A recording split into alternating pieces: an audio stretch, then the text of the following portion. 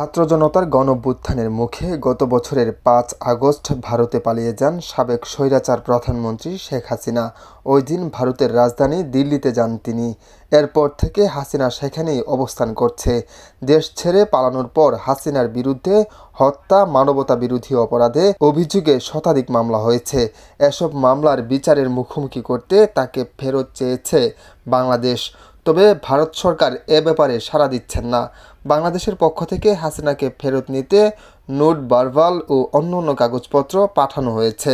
ভারতীয় সরকার হাসিনাকে ফেরত দিতে অনীহা দেখালেও দেশটির উত্তর পূর্বাঞ্চলের ৫৫% মানুষ চান তাকে যেন বাংলাদেশে পাঠিয়ে দেওয়া হয়। সংবাদ মাধ্যম India today move of the nation জরিপে উঠে এসেছে এসব তথ্য।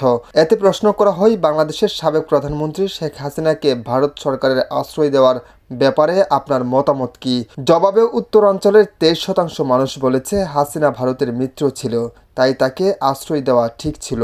আর পুরো ভারতের ৩৭.৬% মানুষ এটির পক্ষে মত দিয়েছে। তবে বাংলাদেশের বর্তমান সরকারের সঙ্গে ভালো সম্পর্ক গড়তে হাসিনাকে এখন ফেরত পাঠানোর পক্ষে মত দিয়েছে উত্তরাঞ্চলের ৫৫% মানুষ। অপরদিকে পুরো ভারতের ২১.১% মানুষ চান হাসিনাকে এখন ভারত সরকার ফেরত পাঠিয়ে দিক। এছাড়া পুরো ভারতের আরও ২৯% মানুষ চান হাসিনা যেন আর ভারতে থাকতে না পারে।